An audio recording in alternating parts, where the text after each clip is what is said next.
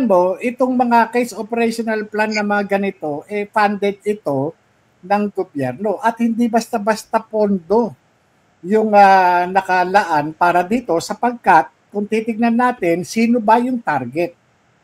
Diba? Taong bayan, actually, mga kritiko like us, like mga followers na. Pero ang pangunahing target dito, si Pangulong Duterte. Yes. Sila Vice President Inday Sara.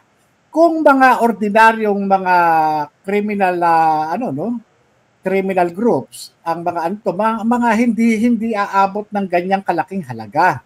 Kasi katulad diyan pagka ang target sila Pangulong Duterte, sila Vice President Sara Duterte, talagang bubuhusan ng bilyong pondo. Katulad dito, nung yung nakita ko nga, itong nakasulat dito sa Oplan Horus na ito, talagang napailing talaga ako eh. Sabi ko, ganun na ba talaga kaitim ang budhi nitong mga taong ito? Biruin mo, yung pera ng taong bayan, ginamit nila para labang i-neutralize itong sila Pangulong Duterte. Ang neutralization naman, kasama dyan yung pagsasampa ng kaso, di ba? Paggagawa ng kaso, pagpapakulong, di ba? Pag-aaresto, at kasama na rin dyan yung pagpatay kung kinakailangan. Yun yun. At, syempre, pagka nag-file ng kaso, kasunod dyan, ay yung pagpapile ng asset preservation order sa Court of Appeals. Ito yung pagkakasi nagkaroon ng kaso, yung target, di ba? Magkakaroon siya ng predicate crime. Kaya pinalalabas nila na itong si Pangulong Duterte ay involved sa patayan, involved sa sindikato ng smuggling, involved sa corruption, para papasok dun sa mga elements na isinasaad ng Anti-Money Laundering Act. Ito yung mga tinatawag na predicate crime. At pag nagkaroon ng predicate crime, maya-apply na yan sa Court of Appeals ng Asset Preservation Order para ma-freeze yung mga ari-arian ng mga Duterte. Pag na-freeze yung mga ari-arian, halimbawa, papunta yan doon sa forfeiture proceedings. Ganyan po yung ginagawa namin sa mga sindikato, doon sa mga drug trafficking organization, doon sa mga criminal syndicate. Ganyan po yung ginagawa namin, pinahihina namin. So, ano yun, JM? So, kasi nga, ikaw as dating agent, so usually, kapag ganitong klaseng operation, sabi mo, pinapahina ninyo ang itong mga kalaban ng bayan, yung mga involved sa pulburon, then yung mga assets nila na po forfeit, paano nangyayari yun para makuha ng gobyerno o makuha ng mga tiwaling polis? Makuha ng gobyerno. Kasi sa kanila, masyadong marami ng pera, ito sila Romualdez, sila Marcos. Ang gagawin na lamang yan, pagka nagkaroon ng predicate crime, magpapile yan ng asset preservation order doon sa Court of Appeals. At ang Court of Appeals, ipi-freeze yung asset nila. Pera sa bangko, bahay at lupa, kotse, alahas, at ano pang mga may pakinabang. Ganun ang ginagawa niyan. At pagkatapos doon, magpapile ng kaso. Yung forfeiture proceedings, ang sa RTC ito, sa RTC, sa korte. Forfeiture proceedings. Forfeiture proceedings, at pagka ma-determine, siyempre, ngayon wala na imposible. Lahat hawak nila Kinidnap na nga PRRD hawak nila Kaya nga, ganun kalakas ang loob nila dahil alam nila, lahat takot sa kanila. Ultimo Korte Suprema, takot sa kanila. Ayun na nga, kasi talagang nakasulat dito sa kanilang Oplan Horus is how to attack, 'di ba? Tama ba 'yun?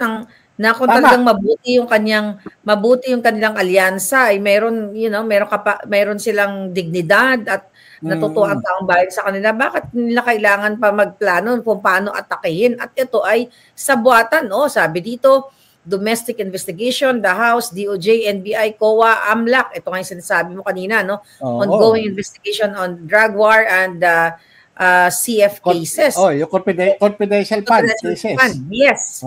So kasabwat ito lang. Ito nga, yung number 4 nga, diba? pahinain yung mga ano no, yung Duterte alliances, di ba? Yung mga yung network, ha? Unang-unang tinira nila dahil nga sa paniwala nila si Pastor Kibuloy, yung isa do sa pangunahing backbone nitong ng pamilya Duterte, kaya ang ginawa nila talagang ginawa ng kaso itong si si Pastor Kibuloy at ikinulong, di ba?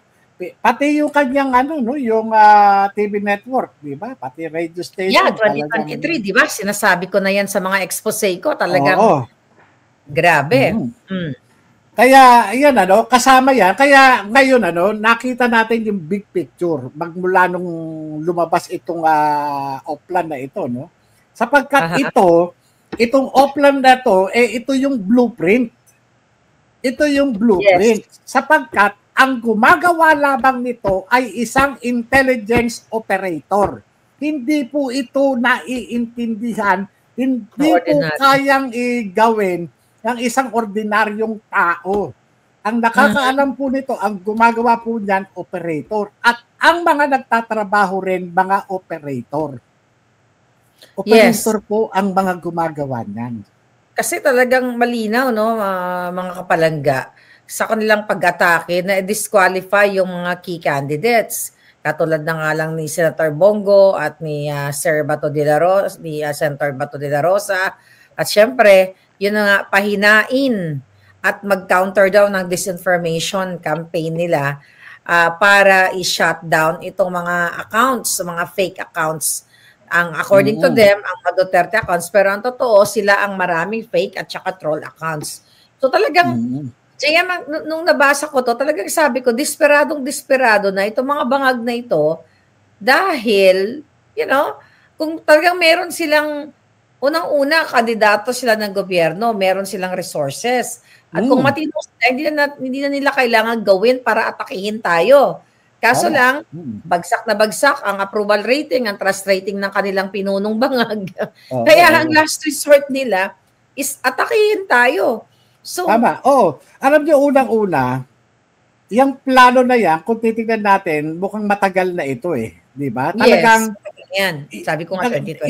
Yung implementation na yan, talagang, current yan Kumbaga, nangyayari yan At tuloy-tuloy. Yung creation ng Quadcom at saka ng Tricom, nagre-reflect dito sa Oplan na ito. Diba? Kung paano nila pahihinain. Ngayon, meron akong isang area na nakikita rito na mukhang hindi na nila magagawa. Ano ito? Yung pagpapadala kay Senator Bongo at kay Senator Bato doon sa Dahig, doon sa Netherlands. Bakit? Sapagkat nagkaroon na ng awareness ang implement yung warrant of arrest na inisyu ng ICC. Kung magkakaroon talaga ng warrant of arrest para dito kay Senator Bongo at kay Senator Bato. Dito pa lang nakikita na natin dahil nagkaroon na ng awareness ang sambayan ng Pilipino, particular dun sa Article 59 ng Rome Statute. Kaya kapag ginawa uli nila yung ginawa nila kay Pangulong Duterte ay wala na sila talagang pupuntahan pa sapagkat tuluyan nang magwawala ang sambayan ng Pilipino. Sa nangyayari pa lamang ngayon, nakikita na natin yung mga indicator, nagmamanifest yung sympathy actions na maaaring ma-convert sa boto. Yun ang hindi nila na-predict. Yes. Yun ang hindi na-predict nitong si General Nicolas Torre. Diyan siya magaling Magaling na operator yan si General Nicolas Torre. Pero hindi nila na-predict na magwawala ang taong bayan na lahat ng ginawa nilang pagkilos ay bubuelta, magbubumerang. Bounce back sa kanila, Nakalimutan nila na eleksyon. Tama yung sinabi ni Vice President Sara Duterte. nakalimutan nitong mga naninira sa amin, na nang-api sa amin, na eleksyon ngayon. Ang taong bayan, ang Pilipino, likas na maawain. Minahal ng Pilipino ang mga Duterte. Talagang walang makakaano niyan. Minahal ng sambayan ng Pilipino, di ba? Ikaw mismo, personal, nandun ka. Nakita ko yan sa Europe, sa The Hague. Nakita ko yung pagmamahal ng mga kababayan natin. I know, they travel from different places of the world. Europa, America, Asia. Talagang meron nga doon si Mark ng Dubai. Nako, shout out sa iyo. Pabalik-balik doon every 2 weeks. Nagbabalik-balik sa Hague. Ginawag kaya po, di ba? Oo. Makikita mo, at makikita mo talaga yung pagmamahal ng tao. Tignan mo yung mga sorties na lang. Kahit na pagbubukas lang ng mall, ano ang isinisigaw ng tao? Duterte. Duterte. Diba? Duterte. Diba? Kahit saan, Duterte. Wag lang di magkatipon-tipon pagka merong Duterte isinisigaw ng mga tao. Diba? Ngayon, eto na. Yung simpatya, mako-convert yan sa sympathy vote. Kaya nga, itong alyansa ni Bongbong Marcos, yung mga kandidatong ito, yung 12 kandidato ni Bongbong Marcos, na gumastos ng bilyon-bilyong piso mula sa kanilang mga bulsa, ay sayang. Kasi mapupunta lahat sila sa inodoro dahil sa galit ng taong bayan. Sayang talaga yung pera ng taong bayan, JM, kasi yun, oo. Kaya, alam mo, sa totoo lang, kanina, may kausap ako mga pulis. Ang sabi nga nila, alam mo, sir, dito sa ginagawa nilang ito sa amin, ang daming mga ekstrang utos, ang daming mga ligaw na utos, inaantay na lamang namin talaga yung pagsapit ng eleksyon. Mararamdaman nila yung galit ng taong bayan. Magbabago ang mukha ng politika dito sa bansa natin. Ano yung ligaw na utos? Kasi actually 2 days ago, may nakausap nga ako na kaibigan na yung kanyang asawa ay police. Nabanggit ko na to, no?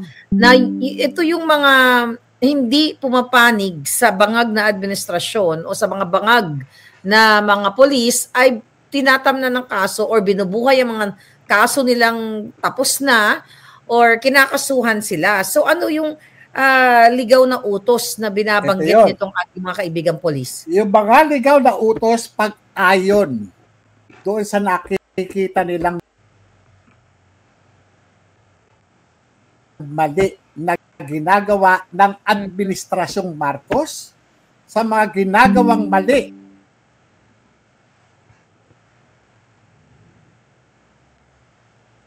nitong pamunuan ng PNP. Saan ka pa naman nakakita na itong mga pulis na ito ay bawalan mo sa kanilang kalayaan kung sino ang gusto nilang i-like, share, o comment doon sa Facebook, di ba? Bawalan silang mag-Facebook, bawalan silang mag-YouTube, lalo na sa panonood kay Maharlika. Di ba dati? Hanggang ngayon. Pa rin ba? Hanggang ngayon. At pinagbawalan din sila na i-verify ang pangalan mo doon sa iwaran.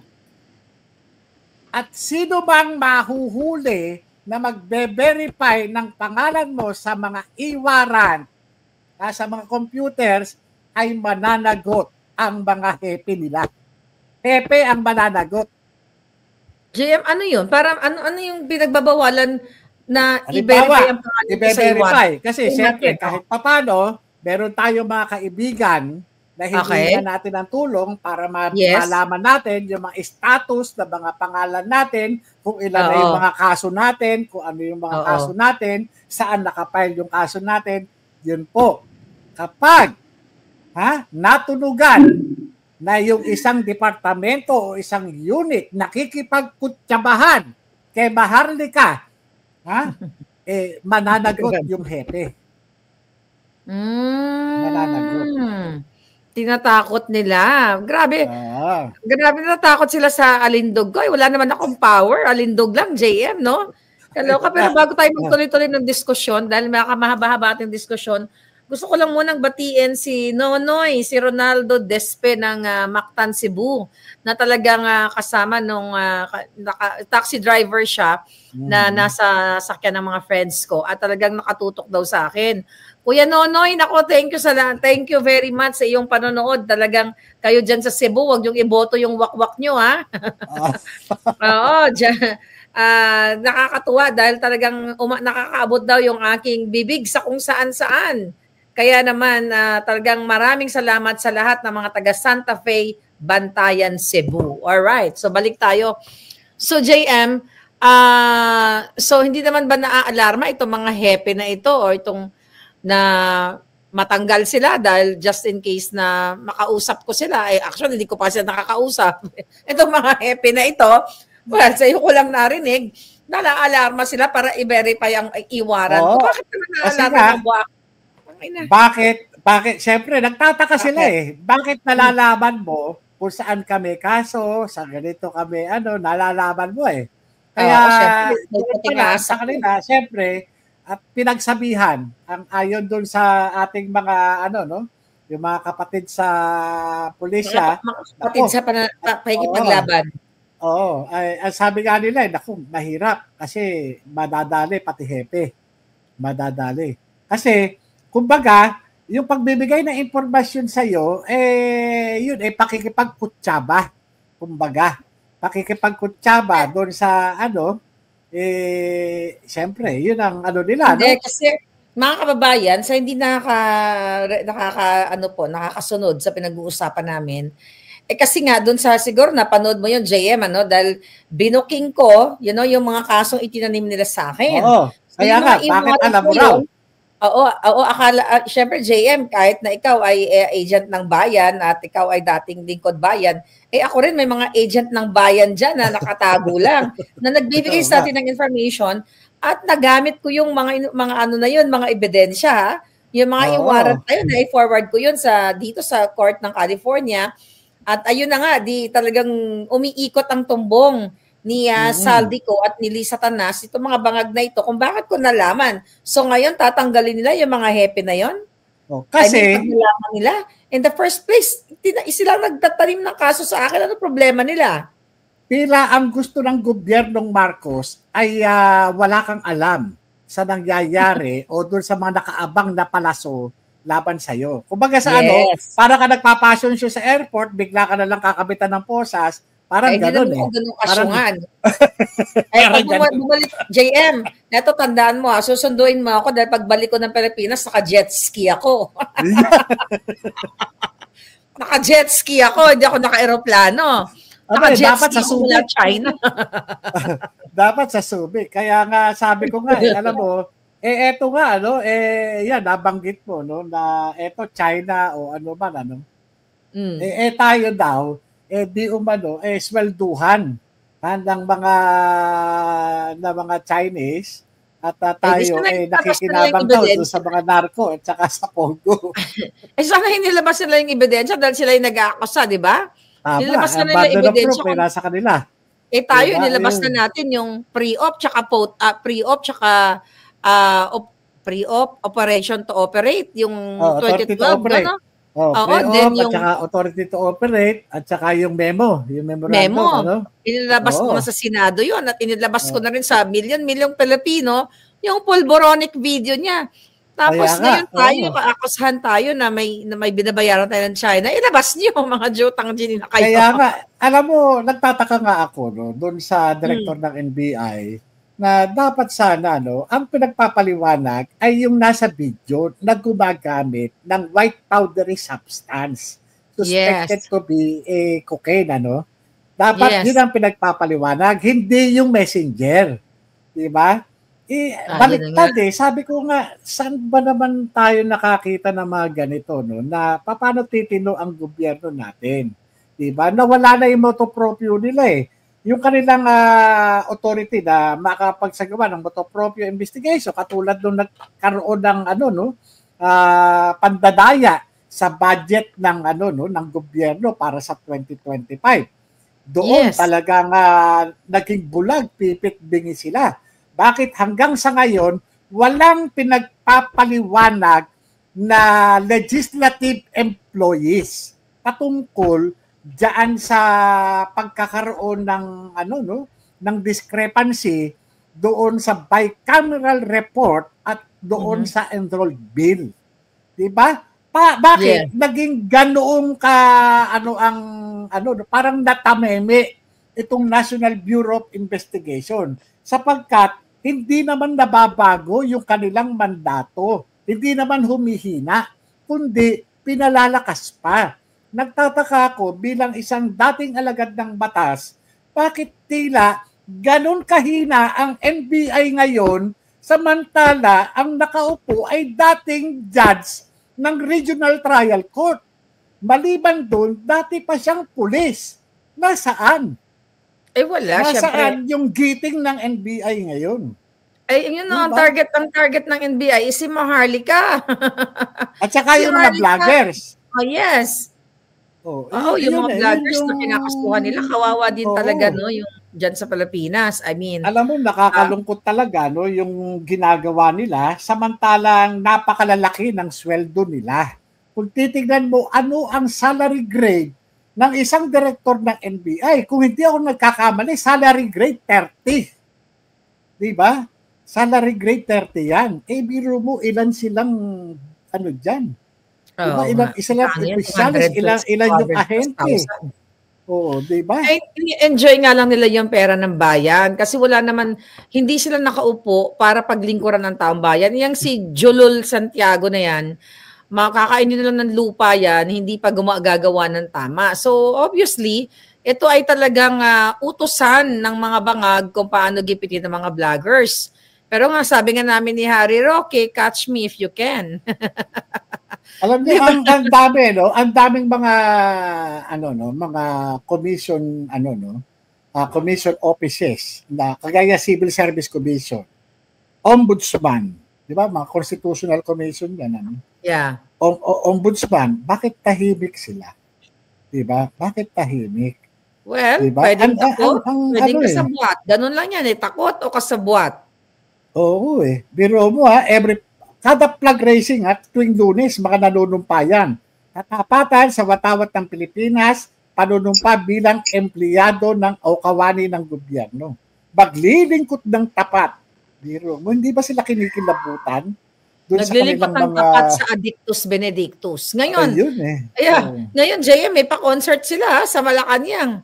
Yun ang sagot nila sa kagutuman, sa kawalan ng trabaho. Pa-concert na sila sa OFW. Baka sakaling maboto sila ng OFW. Oy, mga palangga ko, Duterte 10 tayo, straight.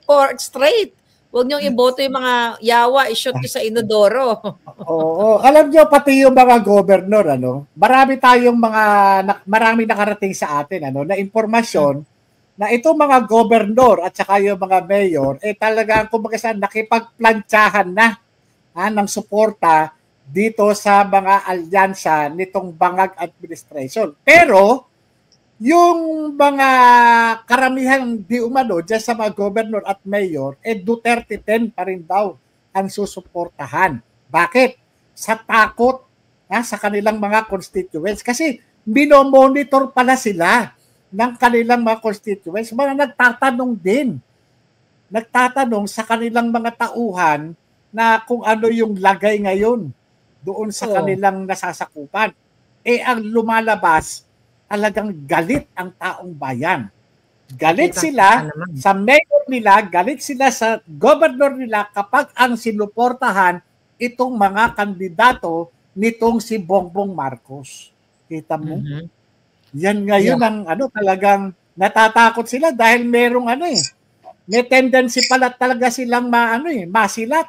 Well, JM, the fact na nag-aalisan yung kanilang mga alyansa ng mga bagaga tulad ni Camille, tulad na lang ni Mangga, di ba? Kung talagang strong yung kanilang alyansa At the fact na sa kanila yung pera, bakit kailangan magsialisan to kung ito ay sure ball or sure win na sila? Kasi nakikita ko dito, nakikita natin, mga kababayan, ang mga OFW, ilang milyong OFW or mga immigrants sa iba't ibang bahagi ng mundo, then ang mga kamag-anak nila, ang laki ng influence nila na iboto talaga ang Duterte 10. So kaya ngayon, na-alarma itong mga alyansa ng mga bangag, kaya nagtatalunan na sila kasi sabi ko nga, the gum is bleeding, the boat is sinking. The gum is bleeding, the boat is sinking. So, my God. Group yourself into 10. Group yourself into 10. Then magti-trip to, trip to ba? Diba? Trip to Kumunoy sila o trip to Inodoro. Biro mo, mag-group into 10. Kaya nga ang ano natin dito, no? Kaya nga ang pakiusap natin sa ating mga kapatid, saan mang panig ng mundo, mag-concentrate lamang tayo dun sa ating 10 kandidato. Kapag po tayo naawa sa ibang kandidato, tinulungan natin yung ibang kandidato, mayroon pong tendency na malaglag po yung pinakahuling kandidato natin. Yung pinaka-siyam at pinaka-10. Pwede pong maging number 13 yan o number 14. Kasi kapag po tayo tutulong, alam po natin meron po tayong solid vote. Meron po tayong black voting. Pagpalagay po natin, tinulungan natin si Pedro na pagkalooban natin ng 5 milyong boto. Paano na yon? Kung meron na siyang 7 milyong boto, edi magiging 13 milyon yung boto niya. Paano kung yung pang-10 natin, 11 boto lang? 11 milyong boto lang. Edi laglag yung pang-number 10 natin. Kaya diba? I-black voting, i-blanco nyo na lang yung 11 and 12 nyo. Opo. Kaya sabi nga, kung naaawa tayo, kung tutulong tayo sa iba, maawa muna po tayo sa sarili natin. Sapagkat yung dinanas po nating kalupitan dito sa Marcos Romualdez administration na ito, dapat yun sapat na. Maawa muna po tayo sa sarili natin bago tayo maawa dyan sa mga kandidato na yan. Duterte 10 lang, 10 lang, 10. 10 mga daliri, walang dalawa. 10 mga kandidato, walang mangga. Itapon ang mangga. Grabe, talagang JM, diba? talagang patindi yung laban natin. But again, pare-pareho tayo ng kapalaran. At tayo dinigipit ng mga bangag, pero sabi ko nga, dapat sama-sama tayo at hindi tayo magpapatinag sa mga walang hiyang ito. Ngayon, ang mga bangag, di ba, nasa Italia, nakita mo ba at parang kulang na lang gumapang itong mag-asawang Satanas para makipag one-on-one kay President Trump. Sabi ko nga, burial yun, hindi yun bilateral meeting. Ang gusto nila yata, papansin Magpapansin. Alam mo, nakita ko nga yung post mo, nakita ko talagang nagsisikap sila na malingunan ni Trump Diba? Para ba silang, para silang, ewan ko, ano ba tawag dito? Parang epal na, Parang fangirl. Gumastos ng milyong piso ang Republika ng Pilipinas para lamang magpapansin kay Trump. Yes. Diba? Talaga nagpapapansin. Mukhang bangag pa si Lisa Tanas habang nakikipag-usap kay Jill Biden. Yun. Ang pumansin naman sa kanila, yung yung Mr. President, how are you? Jill, how are you? Parang wala. Mission failed Mission failed yung nila, di ba? Mukhang mission failed. Kasi mukhang hindi, sila ni Trump Hindi sila nagkaroon ng one-on-one, di ba?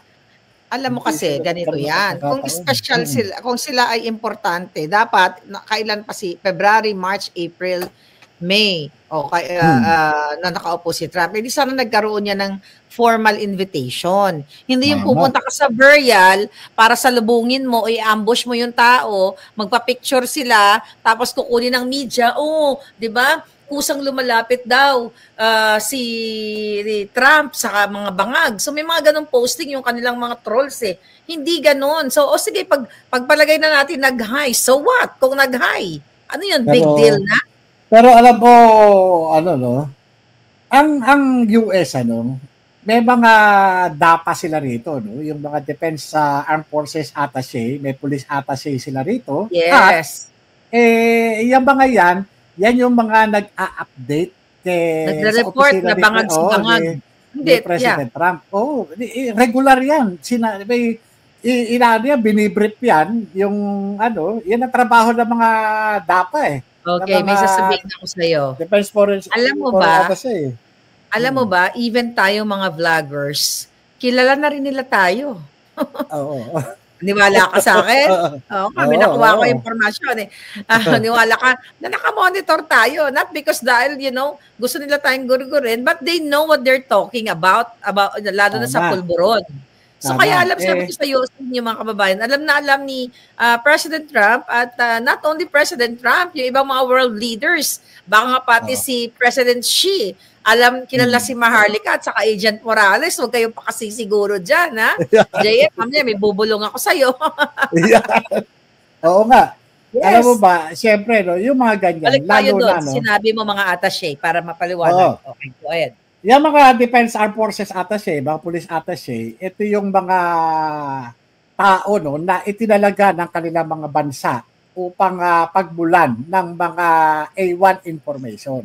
Yan ang trabaho niyan. Katulad sa atin, may mga pinadadala tayong DAPA, Police Attaché, sa iba't ibang panig ng mundo. At itong mga ito, yun yung mga nagpo-provide ng mga reliable information. Yun po yung mga yan. Katulad na nangyayari dito, at siyempre, hindi malilihim na itong si Bongbong Marcos talagang isinusuka ng milyong-milyong Pilipino.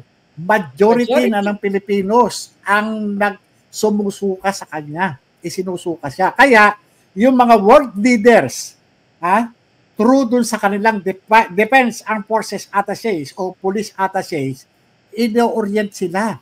Binibrief sila, sir, wag mo mga ganito yan, wag kang masyadong dito kasi isinusuka yan ng mga constituents nila.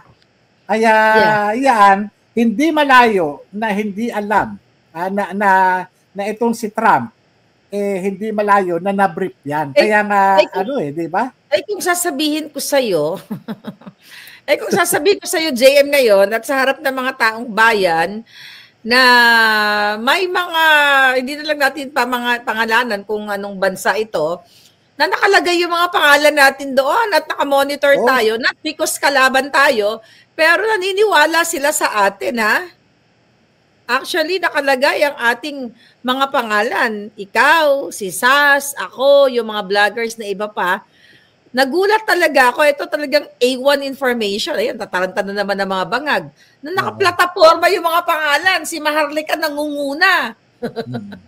Nangungunang mag-expose. Pero, alam mo kung bakit? I can't believe it. I mean, hindi ko akalain na as a regular vlogger, naisumiti pa lang ating mga pangalan bilang isang nagsasabi ng katotohanan laban sa pagiging addictos ni Bangag. Yes, JM, go ahead. Alam mo kung bakit? Lalo na sa intelligence community. No? Pagka mga ganyan,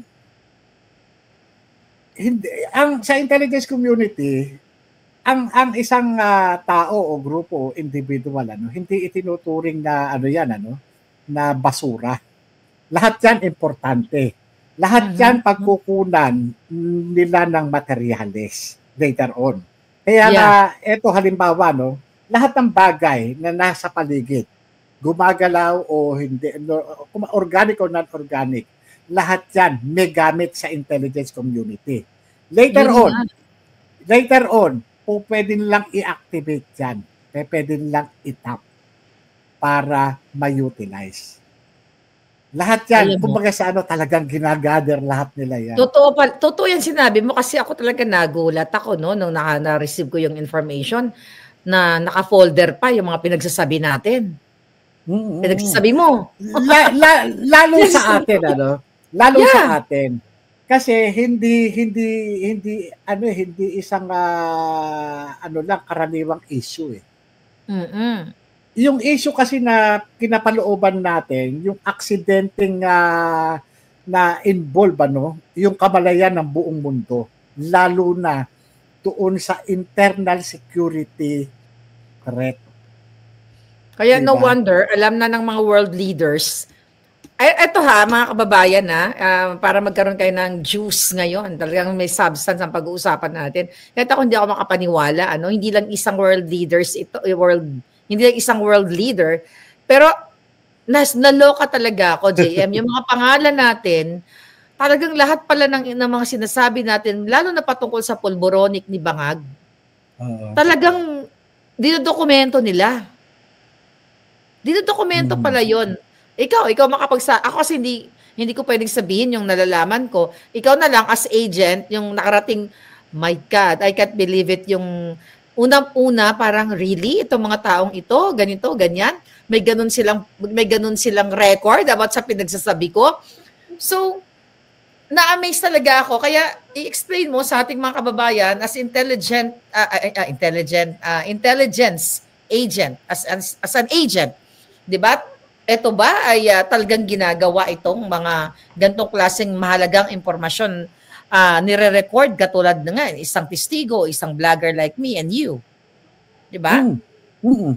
Alam nyo, yung mga ganyan, kaya kinukuha yan, importante sa kanila. Unang-una, sino ba si Bongbong Marcos? Si Bongbong Marcos ay isang pangulo ng isang bansa.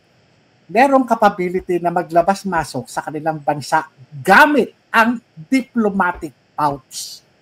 Ang diplomatic pouch, hindi po yan dumadaan doon sa mga pagririkisa. Naglalabas-masok yan sa bawat bansa gamit yung diplomatic immunity. Hindi pwedeng rikisahin. At kapag ang isang tao, lalo na involved sa drugs, may tendency na magpasok at maglabas ng kontrabando gamit ang kanyang immunity. Yeah. At gamit ang eroplanong, kunwari. Kaya napaka-importante niyan sa mga iba't ibang bansa na magkaroon sila ng data, ng idea, para meron silang paghuhugutan, meron silang reference later on. Makilala nila kung sino yung associated, yung network dito sa taong ito. Dahil ang presidency hindi naman panghabang buhay.